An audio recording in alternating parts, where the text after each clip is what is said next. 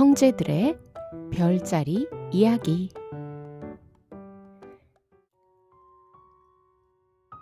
어느 시골 농장에서 농사를 지으며 살아가는 샘과 톰이라는 두 형제가 있었어요.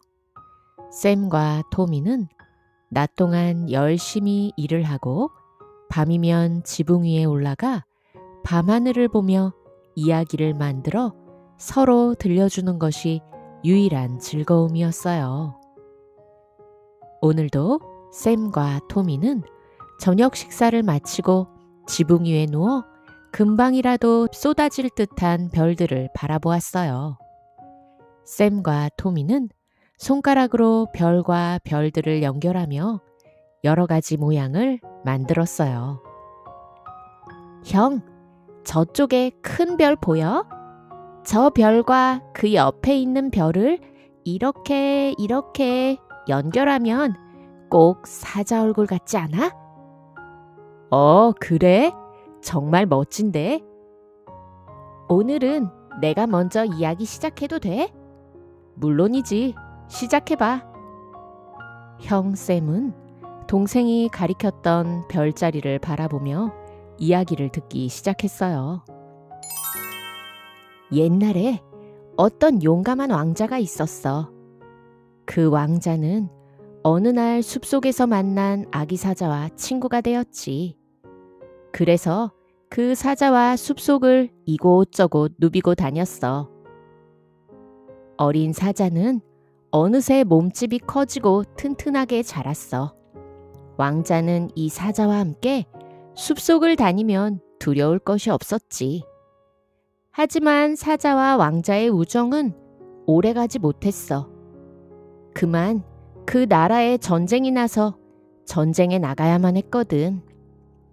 어느 날 왕자는 전쟁에서 적과 싸우다가 그만 쫓기는 신세가 되었어.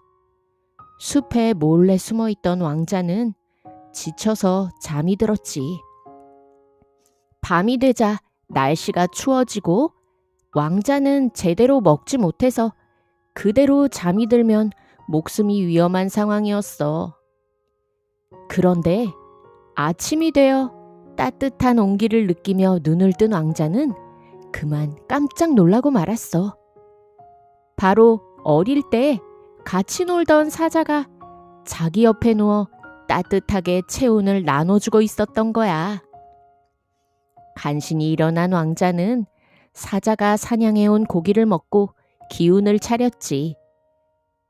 드디어 전쟁이 끝나고 이 왕자를 살린 사자의 이야기는 세상 사람들에게 큰 감동을 주는 이야기가 되었어. 왕자는 왕이 되어 사자가 죽을 때까지 함께 지냈어. 그리고 사자가 죽자 왕은 사자가 하늘의 별이 되어 자신을 지켜줄 거라고 생각했어. 아마 바로 그 사자가 별이 되었다면 바로 저 별들일 거야. 동생 토미의 이야기가 끝나자 이번에는 형 샘이 자신의 별자리 이야기를 시작했어요.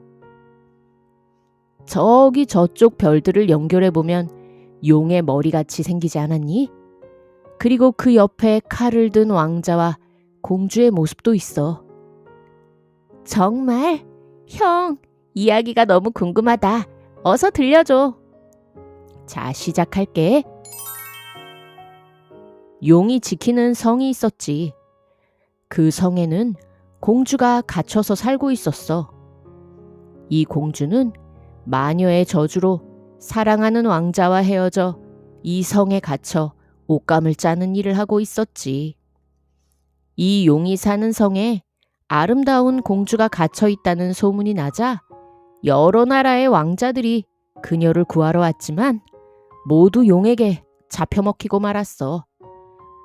그러던 어느 날 공주가 사랑하던 왕자가 드디어 용의 성을 찾아왔지. 공주는 성 밖에 와 있는 왕자를 보며 이야기했어. 제발 몸 조심하세요. 용의 불은 아주 무섭답니다. 그리고 용은 눈이 아주 나빠요. 그러니 그걸 이용하세요. 하고 말이야. 그날부터 공주는 왕자를 위해 자신이 도울 일이 없을까 생각했지. 그러다가 자기 주변에 있는 옷감을 가지고 사람만큼 큰 인형을 만들기 시작했어. 왕자가 입은 옷과 비슷한 색깔의 옷을 입은 큰 인형들을 잔뜩 만들었지. 그리고는 높은 성에서 왕자에게 그 인형을 던져주었어. 왕자는 바닥에서 돌 몇 개를 주워 주머니에 넣고 공주가 준 인형을 들고서 용이 잠들었을 때 성 안으로 들어갔어. 그리고 공주가 있는 방으로 가는 길과 반대쪽에 인형들을 세워두었지. 아, 그렇게 반대쪽에 인형을 세워두면 용이 왕자인 줄 알고 깜빡 속겠는걸? 그렇지. 그래서 그렇게 인형을 세워두고 왕자는 공주가 있는 방으로 갔어. 용이 잠든 사이에 빨리 공주를 데리고 나가면 좋았겠지만 성이 너무 넓었어. 드디어 공주가 있는 방을 찾은 왕자는 문을 여는데도 오랜 시간이 걸렸어.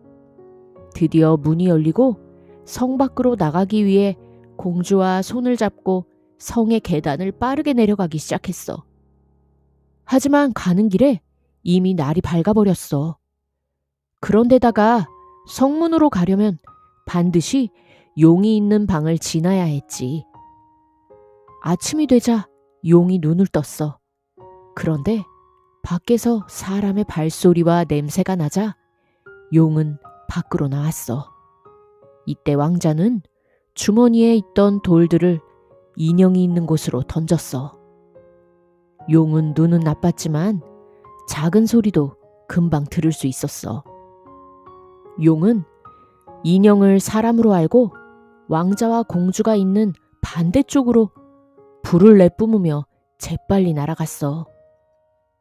드디어 용의 모습이 보이지 않게 되자 왕자는 공주와 성문 쪽으로 달리기 시작했어.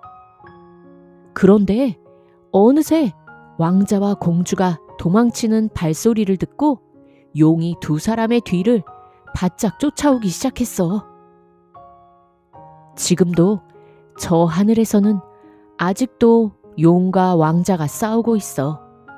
그리고 그 옆에서는 공주가 그 모습을 안타깝게 쳐다보고 있지.